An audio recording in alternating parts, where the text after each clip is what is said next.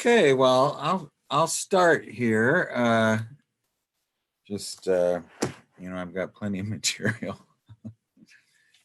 I thought today I would begin. I think we'll try to go through the 6th, 7th, 8th, and 9th. Gary.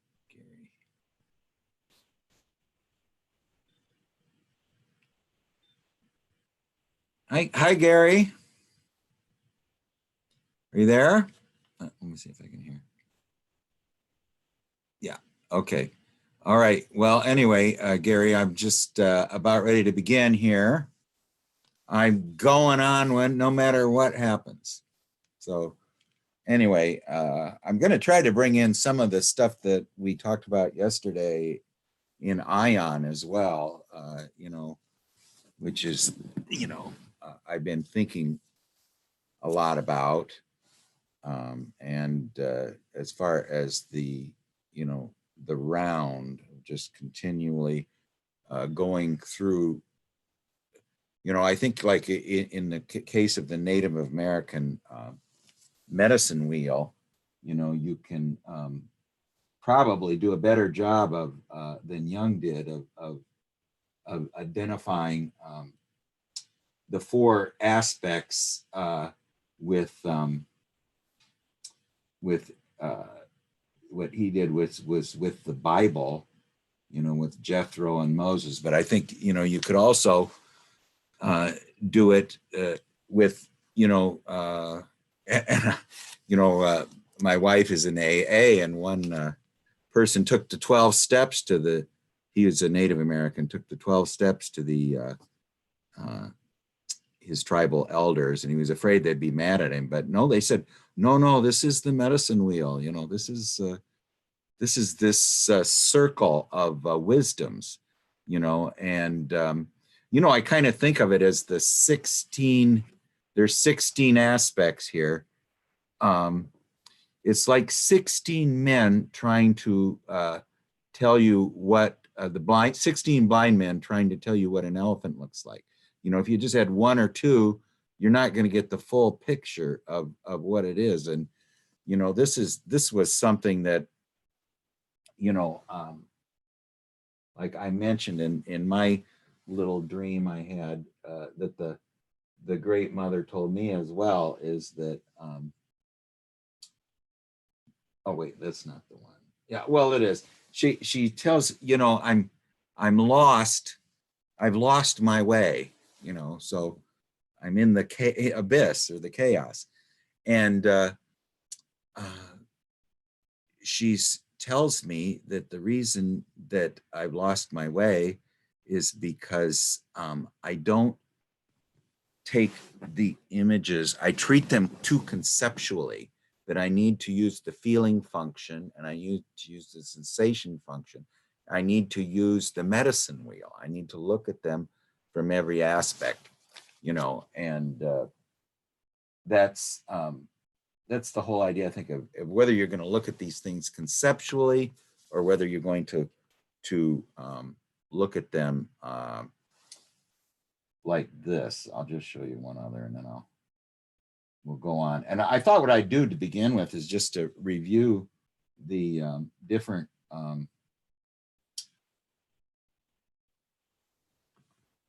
this is from Plotinus, and he says, we are like a chorus grouped around a conductor who allow our attention to be distracted by the audience or what is occurring behind us.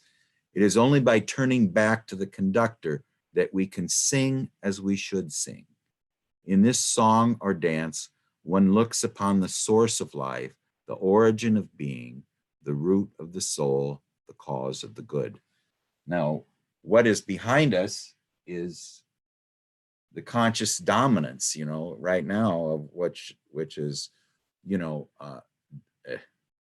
any therapy or that, I found this out even with Jungian therapists, that what they're concentrating most on is the conscious attitude, extroversion, and the thinking function or the conceptual aspect. Now, this might not be true with a woman, where they're going to be more concentrated on the feeling function. But, anyway, it's just that you have to have all 16 aspects. Look, the blind people telling you what the elephant looks like. Well, anyway, I just thought I'd quickly go through. We'll start with the sixth dialogue here pretty quick. But with the visions she had, the first one was the great vision, which she had when she was about ready to take on, she was very nervous about having an exam for her piano, or being a concert pianist. So she had this dream, which had two aspects. One was telling her, a voice says to sacrifice her ambition, be willing and ready to accept failures or success equally. And the willingness to suffer defeat brought about this religious ecstasy. And then the voice told her that it was not her vocation to be a famous person herself. Her real vocation was to be the mother of a man of genius, but to fulfill this vocation, she needed to sacrifice her normal wishes for love and marriage, look for somebody more suitable to be the father of a genius, and conceive the child in a coitus totally devoid of lust. If there was no sensation at all during the conception, and only if, the child would be a genius. And the father could be an unmarried man, so the child could be illegitimate, and this sort of was, there was a, this is I just wanted to show you this. So, I mean, that was sort of the, this is from, incredibly unfortunate. this is what the memorial Jung did for Tony Wolff, and there's 5 Chinese characters there, and it says, Tony Wolff, fragrance of a flower, sister, and then mysterious. So she's the mysterious sister with the fragrance of the flower. So she's a, she is a prophetess or a seer. You could call her that instead of a nun. The prophetesses and the seers in Greece were not sexually celibate at all. So, but our current nuns are, but their focus was on transformation rather than, they were they were almost living examples of the anima in the world. And that's, rather than the elemental maternal aspect of the feminine, they were the transformational aspect of the feminine, which Neumann speaks about, the Great Mother. So anyway, so then she has the first conversation with the Great Mother, and she asks the Great Mother why a veil is on her. And Emma Jung, I think it was Tony Wolff,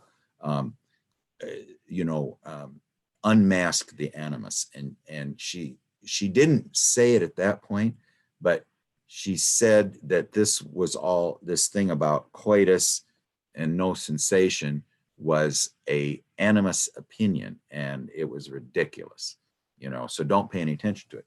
But even Tony Wolff was taking this literally, where this is really the annunciation, just like the angel Gabriel gave to Mary.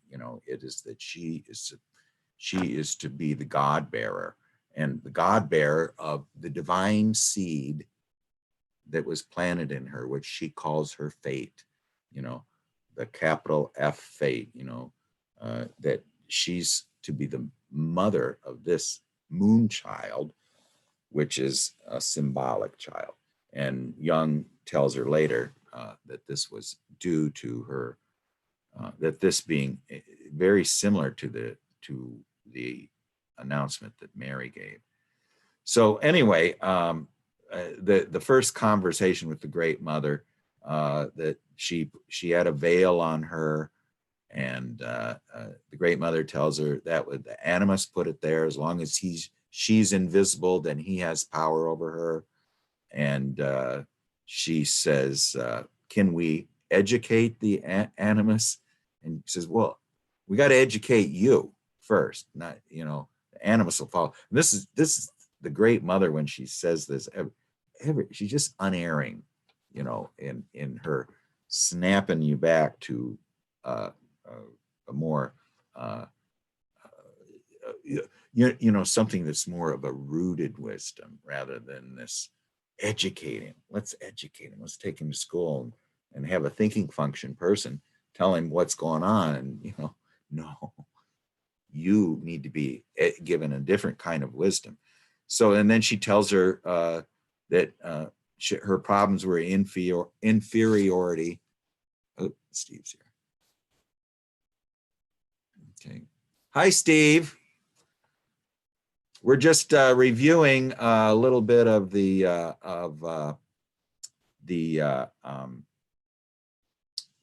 conversations up until now. Just kind of reviewing them as a summary.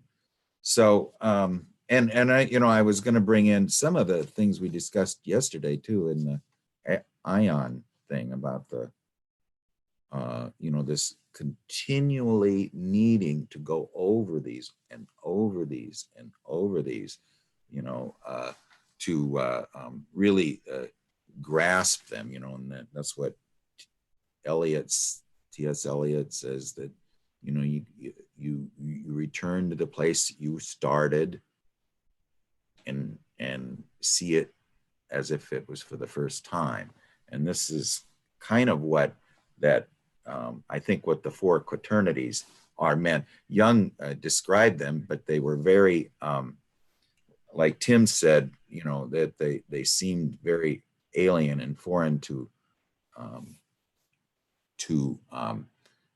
eliciting a response. But I mean, I think he could have used other examples of the quaternities, the four quaternities, than Old Testament biblical figures. I think that they're a little far removed from us.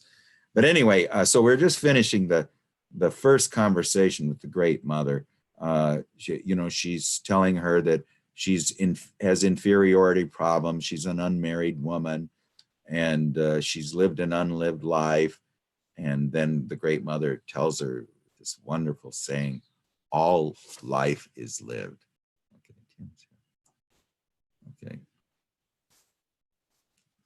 All right. Hi, Tim. I'm just going to go quickly go morning. Sorry, I'm a little 5 conversations, and then we'll move on. But anyway, so all life is lived. That sense, and this is true, I think, of all of us. How many of us turn from the conscious attitude to the conductor to learn how to sing the way we should sing? Very few do it, especially in this age, because of just the dominant attitude of extroversion, thinking function, conscious attitude are all overvalued. So a lot of us live unlived lives. I think most of us do, but the Great Mother, who kind of identifies herself as, whenever she's talking about fate, she's talking about the divine seed, the divine germ, what Jung called his rhizome, his root, which lies under the earth, which is to unflower. And the task of tasks, he said, was to find out what myth he was living by. He was really meaning what his rhizome, or what he also called it, his snake, wanted him to do. And he says that in the notes of the seminars in 1925, where he kind of tells his biography and also mentions a lot of this things in the Red Book. When they brought up Freud, he says, I couldn't go with Freud. He says, my snake wouldn't let me. You know, his snake disagreed with Freud, who is basically, you know, it comes down to it. I've heard actually the guy we're going to listen to next time, Gary Sparks, says, well, basically Freud was an atheist and Jung was not an atheist, so they couldn't talk, you know. So anyway, he says she says that she lived her life for her by proxy. So in other words, she is unfolding, but she's unconscious of it. She's living the small f fate, you know, because she's unconscious of this flower and this thing that's unfolding in her. But her guardian angel, the great mother, is not unconscious of it, and she's living it for her. And she tells her that as soon as you are mature enough to receive your treasure, I will give it to you. And neurosis is always smaller than that. That is what's hidden behind it.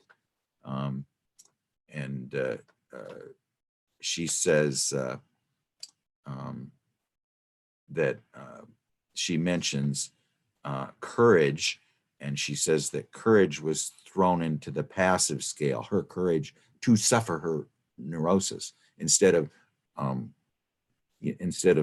her courage being used to find out what her myth was, you know, and to let it flower. And, you know, that's not an easy thing to do, find out what the inner voice wants you, or what the tendency. And the only way you can do that, we learn later, is to create the God in yourself. And that means allow the self to become part of your informing awareness, you know.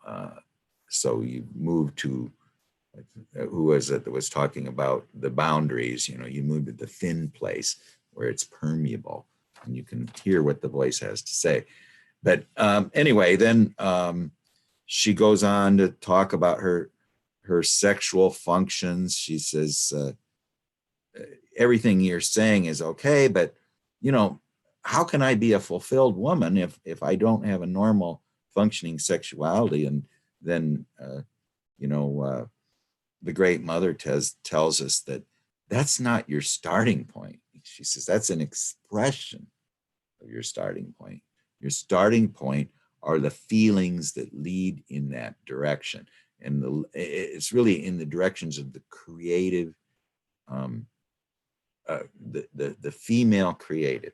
Now, the female creative can either be the physical child or it can be the moon child, but that's your starting point. And so your meaning in life is not sexuality, normally functioning sexuality. And she says you don't even want it anyway. I mean, even if you had it for your own sake, you wouldn't really enjoy it. I mean, you're kind of using it as, okay, now I'm not inferior, but then you have this great deflation afterwards, because there's no, first of all, you know, apparently she is given the task, not of, I don't think of a nun, but she's given the task of one of the holy women at Eleusis. You know, she is supposed to be someone who is familiar with the inner world and knows all of its aspects in her own experience, and can then be and a prophetess. Of course, the Delphi, the oracle would actually tell you things that really wouldn't be very informative. You know, a great army will be defeated today, you know, and it's actually your army, not the other army. But you know, a prophet is one who hears the inner voice and then tells. So black elk would be somewhat of a prophet. You know, this idea that prophecy is to foretell the future. It's really to tell you how the archetype of the image of God, the archetype, is evolving. You know, I mean, that's essentially what it is, I think, rather than telling you what you know, whether the stock market's going to go up or down or, you know, something like that. I mean, it's, you know, now there are people that seem to have that ability. You know, Nostradamus was, you know, seemed to be linked into actual, you know, real events. And of course, Jung's 1913 visions of Europe being surrounded in blood and dead bodies. You know, it was somebody telling him that something was going to happen, you know, but the synchronistic world, past, present, and future, all one, you know, so is it important enough to tell someone? You know, that's up to the, uh, you know, how archetypal it is. You know, if it's archetypal, it breaks through to something, you know, and that's how it, I think the reason that 1913 was considered an archetypal period was not just because of the Great War, but because it was had to do with what was before 1913. You know, you had the Victorian age, and after, what did you have? You had Einstein, Brancusi, Picasso, James Joyce, you know, Bertolt Brecht, you know, Paul Klee, you know, you had all, and all of this, Paris with Gertrude Stein and you know, Ernest Hemingway. There was, so compare that to the Victorian age. I mean, it was a great, what they call the break. And I think that, and Jung and Freud, you know, and I mean, we heard a little bit about it before. Mention all the with William Blake, you know, with his and William Butler Yeats. I mean, they kind of foresaw this. But anyway, so we'll just keep going here. Then the patient has this wonderful dream, you know, and the dream is that a nun comes out of a big building, welcomes her, gives her a rosary with only a few beads, and tells her that every bead is a prayer.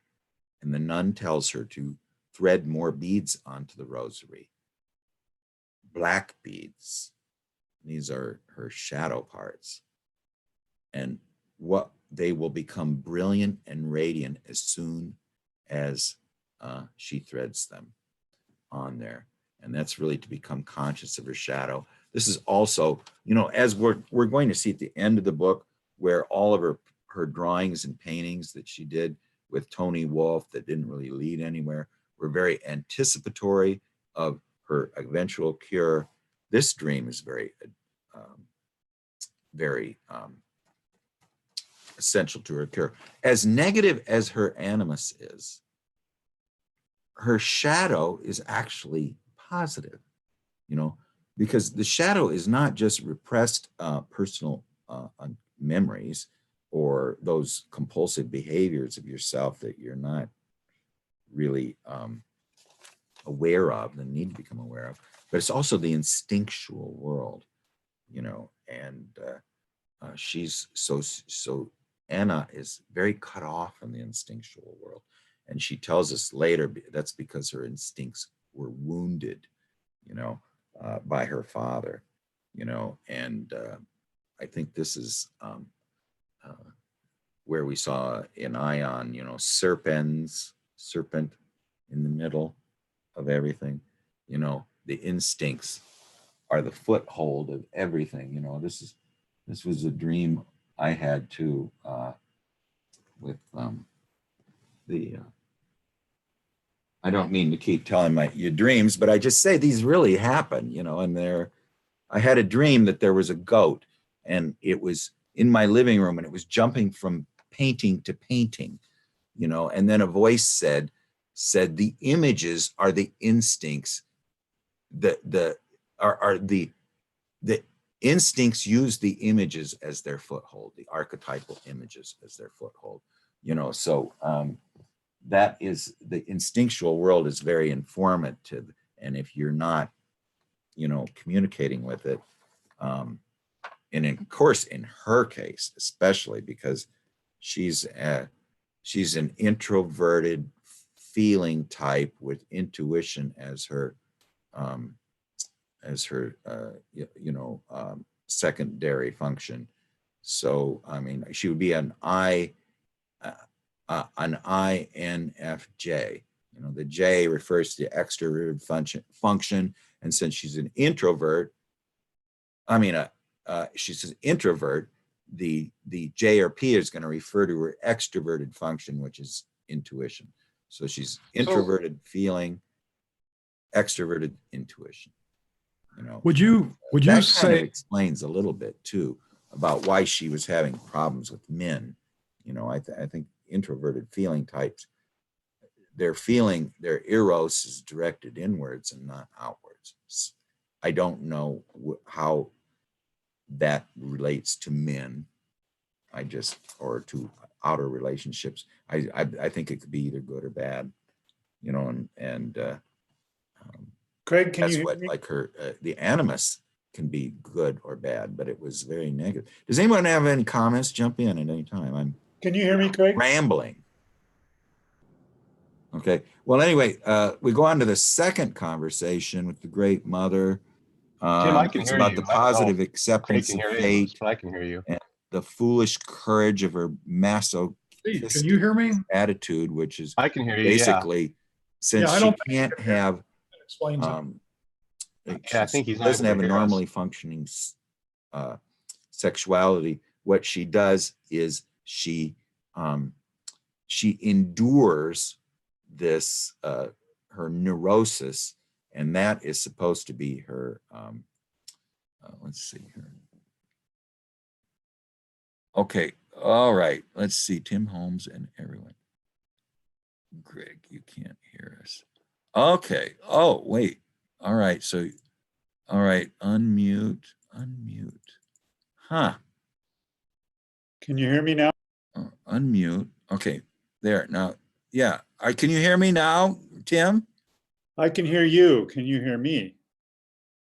I don't know what's going on. How about me? Can you hear me?